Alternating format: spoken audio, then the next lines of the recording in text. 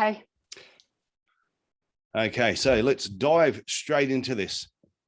Hi, I'm Tyson Franklin, and welcome to this week's episode of the Podiatry Legends podcast. With me today is a good friend. She has been on the podcast before. She is also my own personal mindset coach. Yes, she keeps my head screwed on. So if you think sometimes a little bit nutty, you can imagine what I would be like if Deb Johnstone was not in my life. Deb also, her business is called Transformational Pathways Australia. We will give links in the show notes, and Deb will tell you where you can find her later on. But today we're going to be talking about showing up for yourself and how it brings new opportunities. So Deb, welcome to the podcast once again. Thanks, Tyson. Let's have some fun. It's time to have some fun. It is definitely time to have some fun. There's, I think life is too short not to be having fun. Exactly. And that's why it's important that we show up for ourselves. And what does that mean though? What's it mean showing up for yourself? If some people go, what does that mean? Showing that, well, there's a number of different meanings that I put around showing up for yourself. I think what is important to first of all say is that, you know, if we don't show up for ourselves, that it's showing up for ourselves is actually making a commitment to ourselves. So, and if we don't do that, then, you know, we can often find ourselves in a space where we've got no clarity. We can feel like life's passing us by.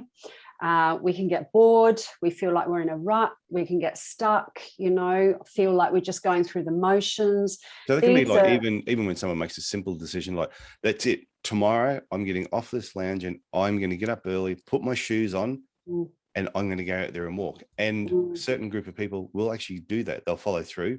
Yeah. And then with the other group, all of a sudden it's 8 o'clock in the morning and they go, oh, I've slept in again. It's too late. Yep. They skip breakfast. Yep. And the same pattern follows. Yep. That is exactly right. And there's no judgment, right? There's no judgment around this because there's no right or wrong. It's just about understanding where that kind of behavior eventually leads you. But when you said no judging, though, you may not be judged by other people, but do people sometimes judge themselves? Yeah, they do. Oh, damn it, I'm a loser. I always do this. Yeah. I always let myself down. I said I was going to do this. I was going to write that article. I was going to make that phone call, and I didn't do it again. Yep. That's right. Yeah. I remember, you know, when I came to Australia years and years and years ago, there was a saying, oh, that person is a gunner. I'm going to do this or I'm going to do that. And I remember that. I haven't heard it for a long time. Yeah, my dad was a gunner. My dad was he? He was a gunner. He was always going to do something. And then we eventually called him a godder. I think he never got around to it. Unfortunately, he was definitely a gunner. I'm going to do that. That was a really big saying. I mean, I came to Australia over 30 years ago, but it was a big saying back then. And I don't like labeling because I think like labeling actually makes the situation worse because then we start to identify with it. But yeah, it's that sort of mentality. I'm going to do something, but not actually doing it. So, and we find we find reasons not to do it. You know, a lot of people spend too much time putting other people first. Okay. And there's nothing wrong with putting others first, but if it's happening the majority of the time, then it means that we're not showing up for ourselves. We're not making a commitment to ourselves. Okay, but if somebody decides to stay up late and not go to sleep, and then they don't go to bed till say 1 or 2 in the morning because they're watching Netflix, and that is what stops them getting up in the morning. They're not actually doing anything for anybody else. No, they're just self-sabotaging what their plans were the next morning. Yeah, I'm speaking from experience here because I've done that many a times where all of a sudden go, that's it, tomorrow I'm going to get up nice and early, and then you just go to sleep too late and but I don't do it all the time. Yeah. I mean, I do sometimes go to bed later than I want to, but I still get up early in the morning. And because of that, I end up feeling tired. So, you know, it's still, I'm still showing up for myself by getting up, but I'm not showing up for myself in conserving my energy. Is it also, can you turn up for yourself, but not be at your best self? Yeah, that's right. So you can be there, you're there in body. And I've seen this at a lot of conferences when it'll be a 3-day conference, and the first conference is the excitement, everyone's seeing each other. And a pile of the younger podiatrists may stay at the bar a little bit longer than they probably should. Yeah. And I'm normally, and now, these days, I was one of them, but now I would go, okay, guys, see you in the morning. Don't be weak. You're a weak bastard. The next morning, though, at 8:30, when I'm there and I'm feeling fantastic, and you see them all dragging themselves in, so they're present, they're there, but my God, they're not there. They're not there. They'd wish they had followed my lead. They're not there. So you can turn up, but just not be at your peak. Yeah, exactly. Yeah. Which means that, those guys that turned up late for the next day of the conference and they weren't at their best, they're not going to get as much from the conference as if they had gone to bed earlier. They're when we're hungover, God, I can't remember the last time I had a hangover, but when we're hungover, there's a lot of information that we're not going to absorb. We're going to be fighting to stay awake. Yeah. There's nothing worse. Isn't it terrible how people label it as, I had a really good hangover this morning? I've never had a hangover that I would ever label as good, but sometimes we actually refer to it as, I had a really good hangover this morning. I can never consume enough alcohol to reach that stage, because I get to 2 glasses and I'm out. Yeah, I don't know. I haven't had a hangover. Geez, I couldn't remember the last time I've actually had a massive hangover. But maybe it was older. I'm either older and wiser, or I've become accustomed. Yeah. I think I'm wiser. I'm going to tick the wiser category. Yeah, because you know the consequences, right? Yeah. And also, I don't like that feeling of not being in control. Like, I know when I've had so many drinks, I know exactly how I feel after so many drinks, for example. But I've seen people when they drink until they literally fall down. And I'm like, wasn't there any warning signals when you fell down? Like, at least there had to be some trigger go off in your head that I'm going to find myself in the gutter again tonight, which I've done multiple times before. I've never actually understood that. No, me neither. I've always been fairly conscious. Yeah, it's really, really bizarre. They just wake up in weird places. But we're not here to talk about. We're not here to talk about drinking, because it applies to so many other aspects as well. We're talking about missing out on opportunities as well. When we don't show up for ourselves, when we don't make a commitment to ourselves, make a commitment to what we say we want, we miss out on opportunities as well.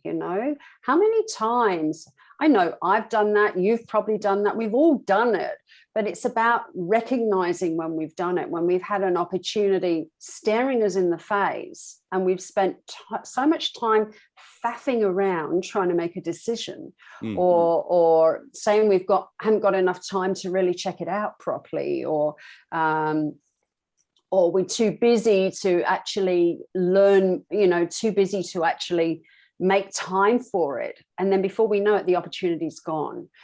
And that doesn't mean that more opportunities aren't going to come, because they do. But if we get into a habit of making ourselves too busy, or procrastinating, or putting other people first, or finding something else to do, if we get into a habit of that, then we're going to keep missing those opportunities. And it's those new opportunities that enable us to grow and evolve and find new fulfillment in life. Yeah, well, I think a perfect example is what's been happening recently. So by the time this episode comes out, the next 12-week reboot, Podiatry Business Reboot, would have already started. So if you're listening to it now, you missed it. But the amount of podiatrists that have said to me, I want to do that, but I'm just too busy at the moment. Yeah. And I'm like, well, if you're too busy now to find 1 hour, maybe an hour and 15 minutes a week, you're never going to find that 1 hour. And the thing is, what you learn over that 12 weeks will change your business so much. And then the only way you can get into the Spartans group, which is an awesome group, is you have to go through the 12-week reboot. Yeah. So the opportunities that are missed by them because, I'm too busy. And I'm like, busy doing what? What are you too busy doing? So, but this would happen in so many areas. I don't go to a conference, too busy. Yep. Too busy. Can't afford it is another one that I've heard before. Can't afford it. And that is totally untrue. And I think we need to get over using that language, because language affects our reality. It affects the reality that we create. Can't afford it is not true. What it really means is I've decided to put that money into something else. And this is a form of showing up for ourselves, is actually using the language that's going to create the kind of experiences we want. Because if we use language like I'm too busy or I can't afford it, then what are we going to create? How many opportunities are going to come to us? How many opportunities are we actually going to see when they're right there in front of us and we're completely blind to them? Because that's what happens. So is it even with so not showing up for yourself, you're going to, could be an event, could be going anywhere, and you're not sure of the dress code. So you turn up wearing a pair of thongs, daggy shorts and a t-shirt, but then you get there and you notice, oh, okay, there are some people that dress like that, but majority of the people who actually take the event serious are at least wearing a business shirt. It doesn't need to be tucked in, but they're wearing the long pants, they're wearing big boy pants, and they're wearing shoes. And sometimes people just take, and I've seen this at conferences where some of the younger podiatrists coming through think it's, I don't know, they go along to the events and it's almost like it's like a weekend camp. This is the way that they dress when they turn up. And they wonder why sometimes when they're trying to talk to people, it's hard to take someone serious when they're wearing a pair of thongs at a podiatry conference. Yeah. I get what you're saying. Yeah. So it's showing up as who you need to be to get the outcomes that you want. And I'm not saying you can't wear thongs to a podiatry conference if that's what you want to do, but look at the crowd, look who is, and it's not about wearing a suit and tie or trying to make it something that you're not, but it's just, if you don't dress for the occasion, then there's an opportunity that could pass you by because you won't be taken serious. I agree. What did I send you a text this morning? I sent you a text tonight. I said, Tyson, do I need to show, what did I say? Do I need to show up? You said, do I need to wear clothes for this podcast? Are you doing a video? It was something along those lines. You said, so do I need to get my best dress and makeup on, or is this just audio? And I said, well, the podcast is just audio, but I will be doing the video. So it's entirely up to you what you choose to wear. But this is even something that I had this conversation with Jim McDonald in Canada. And just recently, and I think I mentioned this to you too on one of our sessions, and I said, I've made a decision that when I'm doing my videos from now on, whether I'm doing a video, whether it's a short video or if I'm doing a video for the podcast, I'm going to make an effort to dress a little bit better because how I dress really represents me. And I think sometimes when I'm wearing a t-shirt or if I've got a cap on, it's probably not the best visual presentation of myself. Yeah. And there would be some people go, oh, should I get this business coach? Oh, he wears a t-shirt and a cap. That's the only video they've seen of me. Yeah. And they're looking at another guy who's got all these 30 people in their 30s they can all grow the same length beard. Yeah. They've all got beards and they wear suits and all that. So I just thought I need to lift my game a little. Now, it doesn't mean that if I was down at the Gold Coast and I'm sitting on the beach and I decide to shoot a video, I'm going to have a business shirt on. So I think it suits it suits where you are and what you're doing. But even though I'm super casual wearing a t-shirt, I feel really comfortable in t-shirts. I've made the decision. No, I need to lift my game a little bit. Yeah, it is. It's about choosing the way you need to look, who you need to be in a certain environment, because no one wears their Sunday best every single day. We go to the beach, I go to the beach, I wear a pair of shorts, but I would never show up to a conference in a pair of shorts. It's you can still be yourself and dress appropriately for each occasion and each environment. Yeah. So what other examples are there where people are just not showing up for themselves?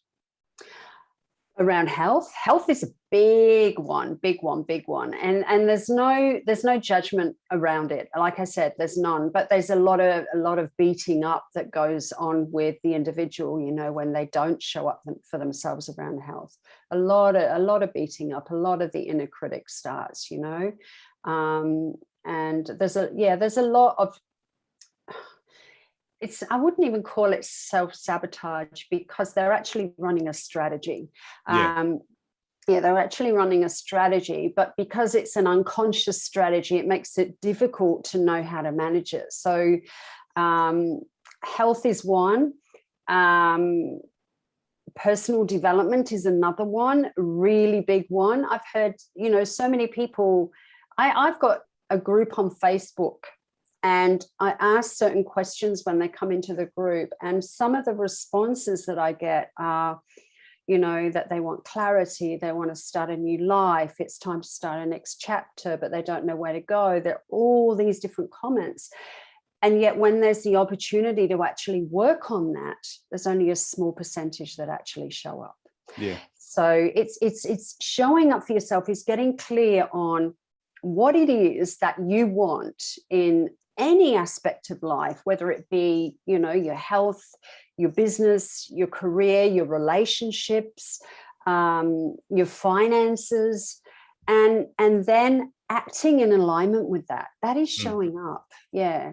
And you don't want to be the same person. Like whoever you are now, whether it's the skills that you have in podiatry or things you're doing outside of podiatry, what you are as a parent, as a spouse or a partner of somebody else. To me, you don't want to be the same person in 5 years' time. How boring. And I've met people, and usually this is something I've said, the reason you tend to grow apart from people you went to school with is not just because you move away. It's because a lot of the times people from school don't grow. Yeah. They don't change. They never moved out of the same, they're living in the same suburb, a couple of streets away from where they grew up. The job that they had when they left school, 25 years later, the same job, nothing changes. They haven't grown. So there isn't that stimulation. Whereas friends that you probably have stayed in contact with, you've both grown over a period of time. And I think you have to my plan is just keep learning and growing until they put me in a box. Yeah, same. I'm exactly the same. In the last 18 months, I've done that many certifications and courses, because I've figured out that if I'm not learning and growing all the time, I'm not happy. I'm only happy when I'm growing in that way, and I only feel fulfilled and joyful when I'm doing new things all the time. And I've kind of figured that out along the way. But it's something that's essential to all people, because growth is one of the core needs of the spirit. And the only way that we gain growth is by fulfilling the need of uncertainty, which is doing something we're not sure about. Because right at the beginning, you said about it's like being in a rut. And I think, was it Zig Ziglar that said a rut is just a grave with the ends kicked out? You're really just going up and down, up and down, up and down. You're really in a grave, just waiting until you eventually lie down. Yeah. And it's just doing the same thing day in, day out. I know podiatrists that set up a business, say, in a small little arcade, with brown walls and wood grain walls and that type of thing. 25 years later, they're still in the same little clinic, working by themselves, doing everything themselves. Nothing has probably got the same shirt on that they started with 25 years ago. It's nothing changed. And I look, and they don't seem happy. They don't seem unhappy or suicidal. They just don't seem joyful, I think is a better word. And they don't know why.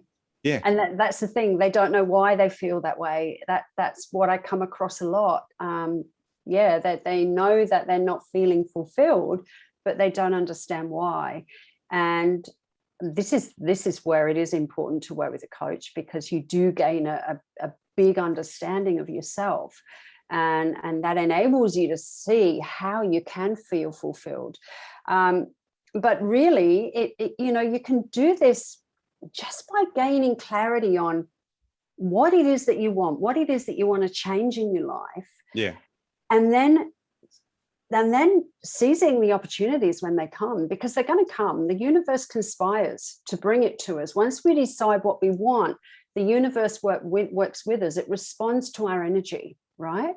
So, but it responds even more when we start to take action. And if we decide what we want and then we're just holding back and not doing anything, then the universe kind of goes, rightio, I thought she said she wanted it, but it doesn't look like she does. And, if we gave someone a gift and that person said, no, I don't want it, how likely would we be to want to give that person a gift again? And Oh, that's yeah. It's like when exactly people what say, happens in the universe.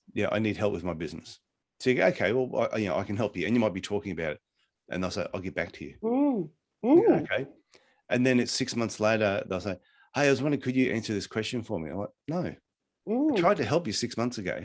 And the thing is, they don't want help. They just want little band-aids over the top of problems instead of fixing the overall injury that is happening. They just keep putting band-aids on, and they go through the same process. So what should people do? How do they, what if people don't even know they're not showing up for themselves? How are they supposed to know they're not showing up if they're not showing up? So showing up for ourselves is putting ourselves first, number one. And a lot of people say that that's selfish, right? I've heard that said before. But what I believe is really selfish is not being happy and doing nothing about it, like continually putting other people first as a distraction from ourselves, because that's all we're doing. It's a distraction, even though we're kidding ourselves that we want to do things for other people. So is this like the parent that will do so much for their child or maybe their significant other, and they do all this stuff for the kids, and they do all this for the the husband or the wife, and then they're just going, and they've got nothing left for themselves. They're worn out, and then they sort of get in this like bit of a spiral of, I wouldn't say depression, but just they don't seem happy because they're not giving themselves time first. They're not giving themselves time first. And quite often you see this when someone comes out of a long-term relationship and they've lost a sense of who they are, because they've so continually put that other person first that they no longer know themselves anymore. Yeah. And if you don't know yourself, how on earth are you going to know what's going to fulfill you? How on earth are you even going to know why you're feeling that way? So it's important to put ourselves first. Decide on what it is that you want for you, and then start putting yourself first. It doesn't mean that you need to become narcissistic, right? It just means that you're allowing time for you. You're still going to do things for other people, of course, but you're allowing time for you. Would it be like if you want to read? If you said, I want to read an hour a day, I miss, whether it's a business book or just fiction. You miss reading fiction. It's block out an hour in the day to actually read. Yes. And then put it in your diary and make sure you do it. Don't, when it gets to that time you're going to read, go, no, you know what? I should really put the washing on. The washing will be there in an hour. Exactly. Yeah, exactly. Yeah. And I think we've all done that. Yeah, we've all done that. And sometimes it's easier to do those things. And that's what we do, right? We get into Can I admit to something though? I've never let putting the washing on stop me from doing something. I've never gone, oh, I should do this. You know what? No, I'm going to put the washing on. So I'll just admit to that. That one's never been a problem of mine. Just in case anyone's listening to this and think, wow, Tyson, you're odd. You went and put the washing on. I don't want people to think I'm crazy. But there have been other things where, this a task, say a blog, I'm supposed to write a blog article. I need to get it done. Should be done by 4 o'clock. Gets to about 3:30 and you go, I should really do this blog article. But first, I need to ring my brother. And it'll only be a quick call. Now, my brother, when I call my brother, it's always an hour. So then it gets to 4:30 and go, okay, I need to do a blog article now. And then you go, hey, I should just check my emails. And then next thing it's 6:30 and you go, oh, well, it's been a busy day. Yeah. So that blog is going to have to wait till tomorrow. Yeah, that's a good example. People listening to this going, my God, has he been following me around? Yes, I have. I have little spy cameras around the place. Because I think most people are very similar in their actions and similar in their excuses. Yeah. And we all look at other people who seem to really have this stuff together. And we wouldn't say envy them, but just to go, wow, I wish I was a little bit more like that. And I think we can all be a little bit more like that. Yeah, absolutely. And it's, I'm not saying that I always show up for myself and I never have excuses, and because that wouldn't be true, right? I love it when you tell me that how's your day been, Deb? And you go, oh, Jesus, yeah. And I'm like, oh, good, you're human. I do this too. We're human beings. We all do it, right? But Yeah. it's about having the awareness of when you're doing it. Having that awareness. Awareness. Okay. Having that awareness, because when we've got the awareness, we're able to pull ourselves out of it a lot faster. And we're also more able to seize those opportunities when they come up, and realize that the reason we're making ourselves busy, or we're making our emails more important than making that decision to, I don't know, join up for a dancing class, or join up for a certification, or join a coaching program, that we actually know that we're doing this, we have awareness around it so that we don't miss out. I think that's the important part of it. Yeah, that we are going to run these strategies where we put other things first, but it's the awareness of, yeah, I know that deadline, right? I know that deadline, and I know that I have to make that decision before that deadline. Is it something where I've heard people doing this? I don't know if you agree with it at all, but actually in their phone, on their actual phone, they will put a reminder in their alarm system that will just say, and it's like, stop and breathe, to remind them to stop and breathe. Or it could be, are you, what you're doing right now, is it the most important thing? And they do these little reminders 2 or 3 times a day, every day. The alarm's just set. That's just so to keep them on track. I can't remember. It might have been Brendan Bouchard. Yeah, that's really good. Because it sounds like something he'd do. Yeah. And I think he said one here is it's just stop and breathe, and that reminds him just to, whatever he's doing, stop and breathe. Then the next thing was, am I being my best self right now? And then I think the next one was, am I using the best use of my time now? And he had them throughout the day. Awesome. Yeah, that's a fantastic idea. And it's really easy. If it wasn't Brendan Bouchard who came up with it, I'll just take credit for it. It was actually me. No, not really. I coughed all over that one. Yeah, so so that we don't miss out on those things. We stop tripping ourselves up, because that's what we do. We trip ourselves up and we rip ourselves off. So one of the podcasts that came out a few weeks ago, we were talking about foot dermatology, and the guest on the show said that one of the things, how he got into foot dermatology, he had an interest in it, but then he was walking past this door at the university, and the book that he was reading about dermatology, the doctors that actually wrote that book were at the same university where he was doing some lecturing, and he walked past their offices and they were actually sitting in there. And he's like, oh my God, like here's their book. Yeah. And there they are. So he knocked on the door and went and introduced himself. And just that sliding door moment, all of a sudden they went, it is so good to have someone like you come in. The amount of foot dermatology we see, took him under his wing and taught him so much. Wow. And I just think him just stepping up and doing that, was him stepping out, being the best version of himself right there and then. He could have just gone, oh no, I'm not worthy, and walked away. But he actually showed up for himself that day, totally changed his career. That's amazing. That is amazing. That and again, that's an example of the universe conspiring, the universe meeting that energy that you're putting out. So it's kind of and that is the number one thing that really gets in the way of us showing up for ourselves. It's fear. Yeah. And then from doing that, he's given so much back to the profession. Yeah. So that's Dr. Ian Bristow, in case he's listening to it, thinking I'm talking about another foot dermatologist. Because I know he listens to the podcast. So that's a really great example. And that is instant manifestation, isn't it? That's instant manifestation. Wow. Isn't that incredible? And that is showing up for yourself. It's like, there's an opportunity. He could have just carried on walking, like you said, and thought, no, they won't, I'm not good enough, that I'm not worthy, they won't want to talk to me, which is the fear response, right? It's the ego mind, that little inner critic.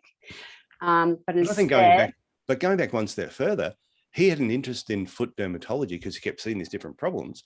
But he could have quite easily said, oh, I have an interest in foot dermatology, but I'm not prepared to pick up that book and read more. Yeah, exactly. And by not picking up that book and reading more, he will walk right past those doors and not even know who those people were.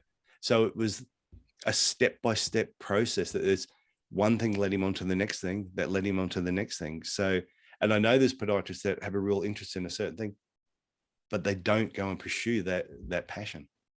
So there's an example of setting an outcome. I want to learn more about this because whatever his reason was. So he picked up the book and he read it. He took action, right? And then an opportunity appeared because he took action, and then he took action on that opportunity, and it's totally changed his career. Oh, totally. That's what he's known for now. Foot.expert, if anyone wants to go and check it out. Oh, so by the way, what's your website? So in case I don't mention it at the end, if people want to go and find out more about who is Deb Johnstone, where can they find you? Okay, it's www.debjohnstone. So that's DebJohnstone.com.au. Okay, and that's everything about you is there, and the different programs you're running. It is. Cool. So just in case we didn't mention that. There. Yeah, and the best way to really connect with me is there's a link on my front page on my website where you can just book into my calendar. That's the best way to connect with me, and it's complimentary to speak to me for 30 minutes. So and you understand how a little bit odd most podiatrists are, because you work with a number of podiatrists. Yes, I do. Yes, I do. I have a number of podiatry clients. Yeah. Yeah. So I'm not your first rodeo. You've worked with a number of podiatrists now. So if you're a podiatrist listening to this, you're thinking, oh, I don't know if she'll actually understand me. No, she will. She's worked with enough of us now to know how we think. Yeah. And you're still hanging around, which is good. I'm still hanging around. I'm still hanging around in the Spartans Club as well. So I do a session there once a month, don't I? And that's fun. Yeah. And so I hear about the challenges and the wins in your club as well. So yeah, I do understand podiatrists. And I think that's why it's important for podiatrists to, whether it's a group I was running or just getting involved in somebody else's group, is just being around other podiatrists and learning from them. And you'll see the podiatrists that I think have, and I don't measure success these days by money or fame. It's just, I almost measure it in like a happiness quota. Yeah. And you see the podiatrists that are the happiest are the ones that are doing what they want to do each day, and the ones who have shown up for themselves multiple times over years and years and years. They've just always shown up for themselves all the way through it. Yeah, absolutely. Yeah. So what's the next step? So you said initially it's just being aware. Yeah, having some awareness that, okay, maybe I haven't been showing up for myself. What should they do after that? Is get clear on what it is, what they want. Get clear on what they want. What do people say? But I don't know what I want, because that's a common thing I've heard people say. But I don't know what I want. So part of showing up for yourself there is actually creating the space and time to explore what you want, to explore what's important to you and why in your life, and decide what it is that you want to create or experience in those important aspects of life. And that doesn't happen just in 5 minutes. You ask someone what they want. Well, they're not, unless they've done work, they're not going to be able to reel it off just in 5 minutes. This is journal work. This is sitting and writing down, write a story about how your life's going to look in 5 years, or how you want it to look in 5 years' time. People feel weird about that sometimes, though. They do. They feel weird. Yeah, writing a journal about what they want or what they feel. And I think some people are concerned, what if somebody else read it? They read it, they might actually learn something about you. Yeah, exactly. And if they read it, who knows, they might be able to help you get to where you want to be, help you experience what it is that you want to experience. And if you're that concerned about someone reading it, just burn it afterwards. So the idea is to write it so it's out of your head. Yeah. Okay. Yeah, because to just try and reel it off without writing it down can sometimes be quite challenging if you don't have clarity around what it is that you want. But if you start to write down what it is that you want, it starts to flow. The minute you put pen to paper, the words start to flow. You know that. You write blogs, I write articles, and I think, oh my God, what the hell am I going to write about? But then, as soon as I start writing, it all just flows. Definitely. And it's the same with your life. The minute you start writing, it starts to come to you. So that's putting yourself first. Like taking action actually does taking action. Yeah. So putting yourself first is creating that time and space to actually get clear on what you want for you in your life. And if you don't know what you want, could you start writing down things you don't want? Yep, that's a really good place. Because I remember saying to someone once, what do you want? And they said, oh, I don't know what I want. So, well, do you want to be dead at 40? They went, well, no. I went, well, write that down. You don't want to be dead at 40. So let's start putting some things in place. So you're not dead at 40. Yeah. Do you want to be 65, retired and broke? No. Okay. So we went through a number of things they didn't want, which sort of helped them realize, well, if you don't want to be broke, what's the opposite of being broke?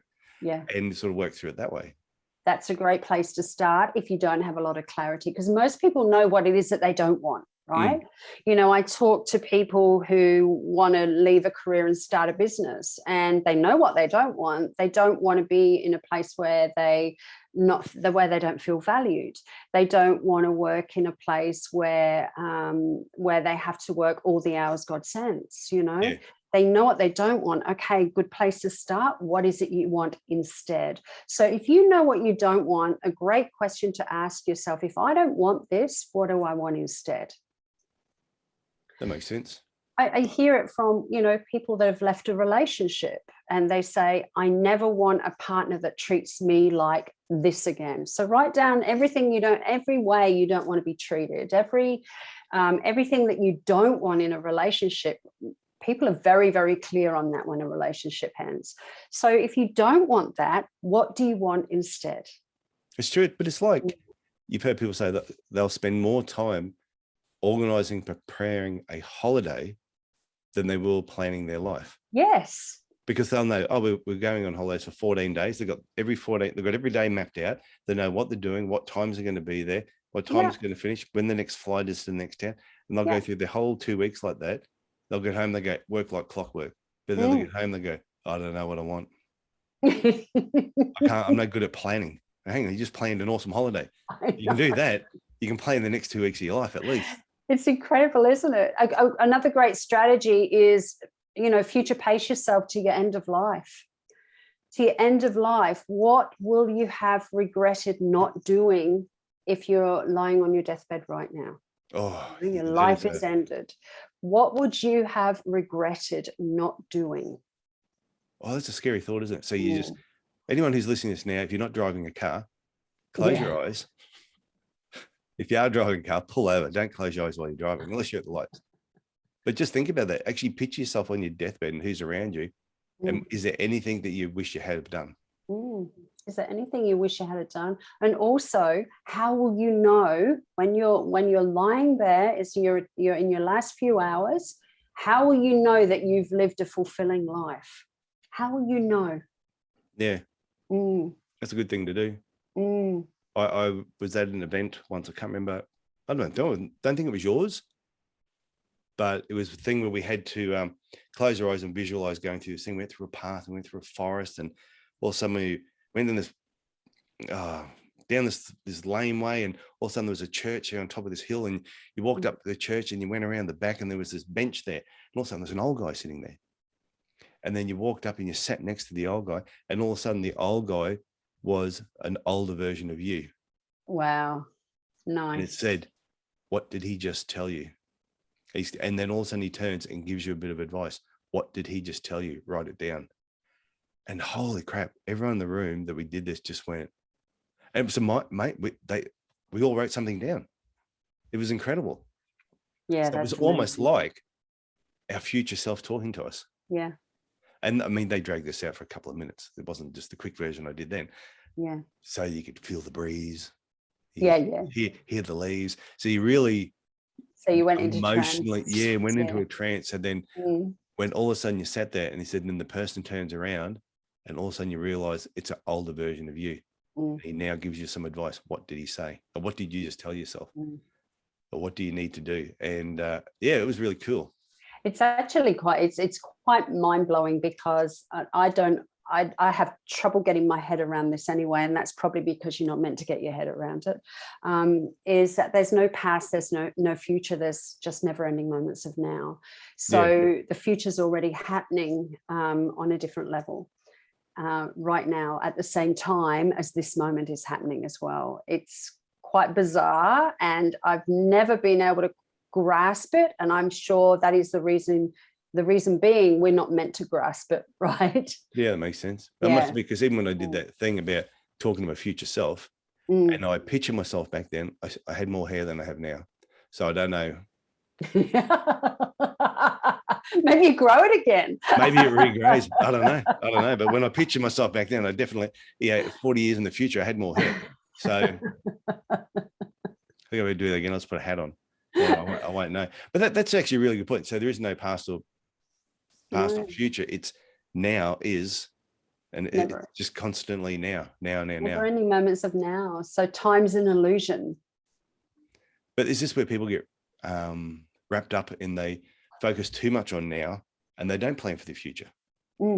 It's important to plan for the future. They're too much living in the now. So we've got to think about the future, but we can't live in the future. Yeah, because we have the ability to totally change our future, to totally change it. Every decision that we make every second will change what we experience from that moment on.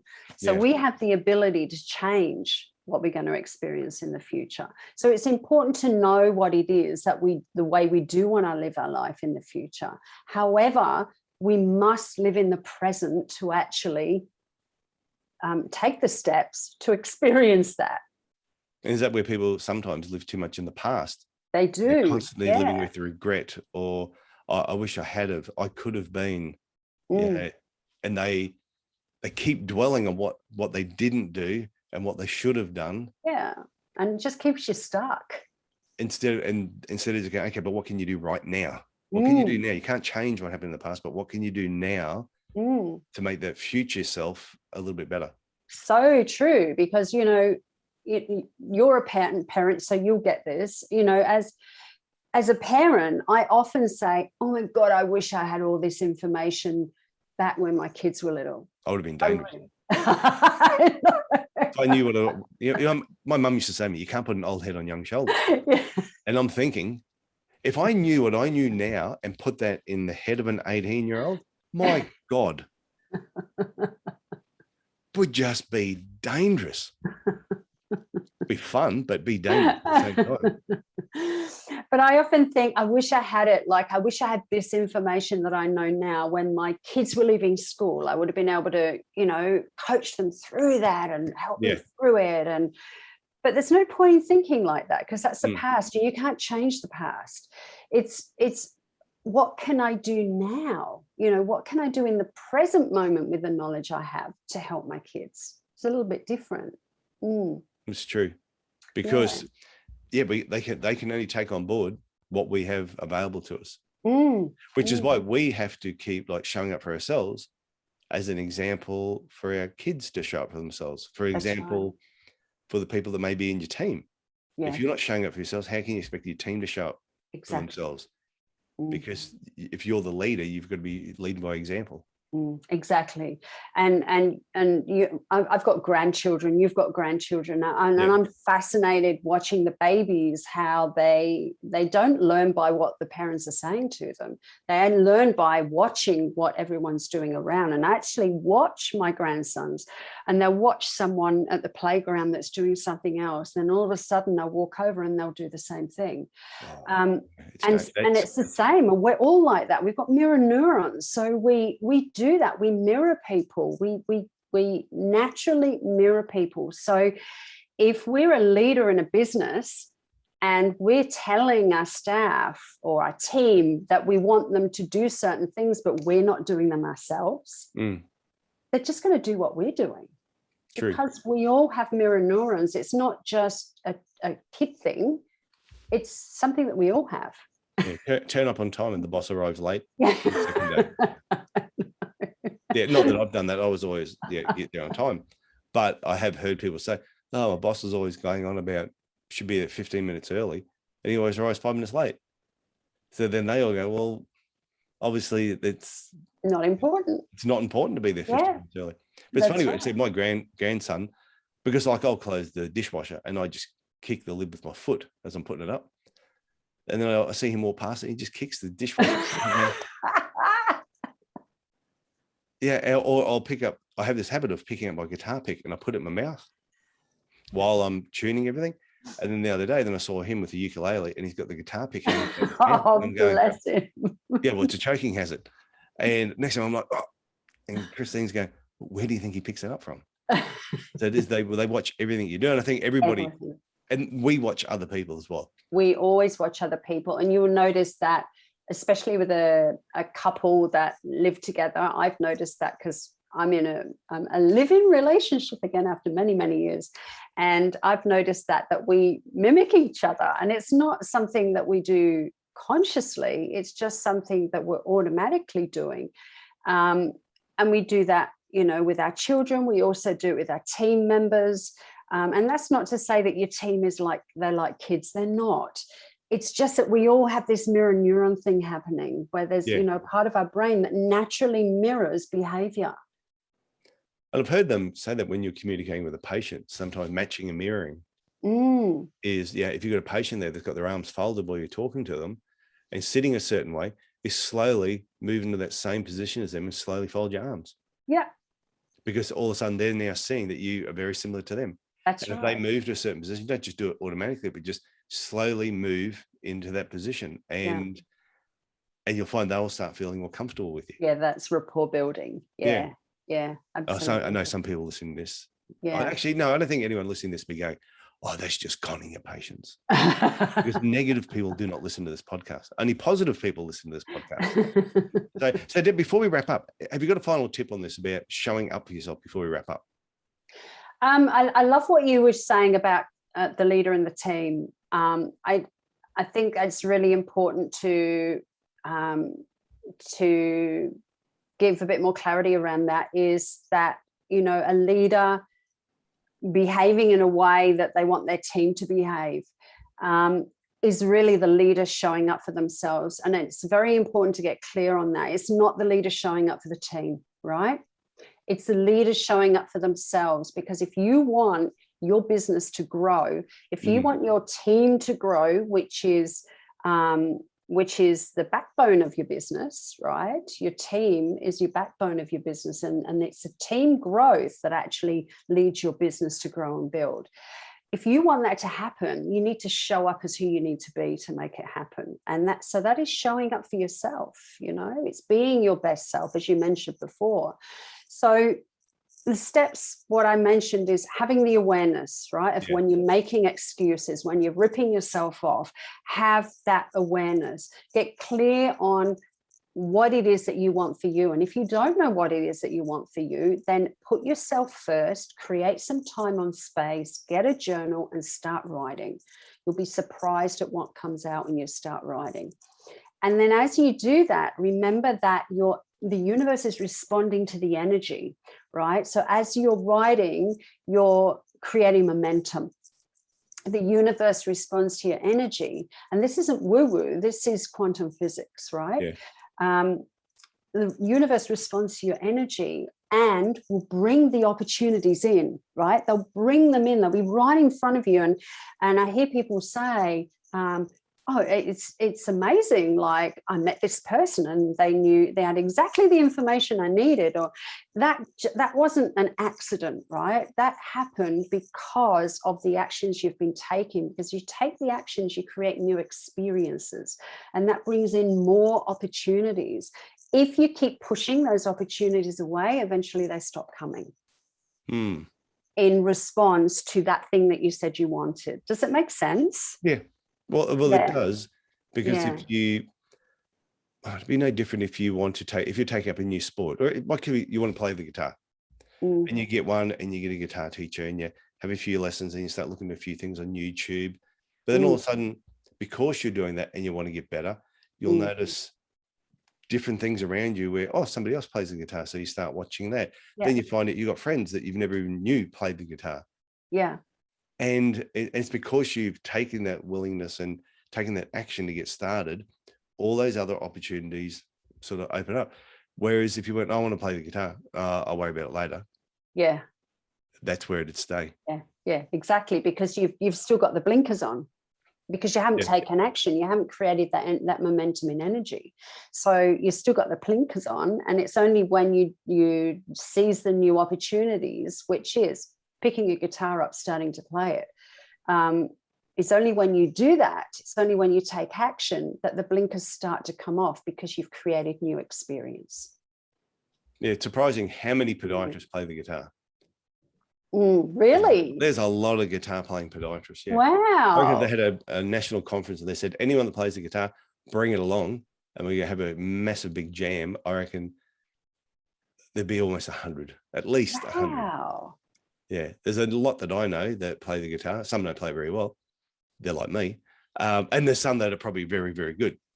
Yeah. So it's like anything, like playing the guitar is, the more you do it, the better you get. Exactly. And to me, the difference between the person that plays guitar really well, some people have natural ability, and just have that natural skill, but majority of people, they've put in the hours. That's why they're better. It's not just luck. Yeah, and exactly. I think your business, your life, and everything else is exactly the same. Exactly. And exactly, it's the same with singing. What the voice is on at the moment, and you watch these singers get up on the voice, and they are so talented. That just didn't happen overnight. Like, they have been singing for years and years and years, and practicing over and over and over again.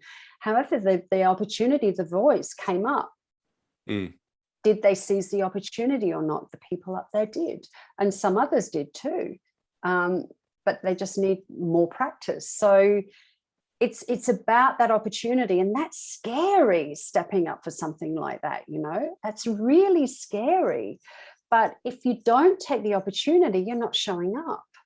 True. And opportunities will keep coming, but the more we recede, the more we stop doing those things that are going to get us moving, the less likely we are to see the opportunities. They start to disappear in amongst everything else that we're deleting. Well, hopefully anyone that's listening to this now can, one, send you a message, Deb. Just go to debjohnson.com.au. But also, if there's been something on your bucket list that you've wanted to do, something you've wanted to learn, someone you've wanted to pick the phone up and ask a question, just after listening to this, press stop and just go and do it. Yeah. Just take that first step. Just doing some form of action, and just see what happens. Yeah.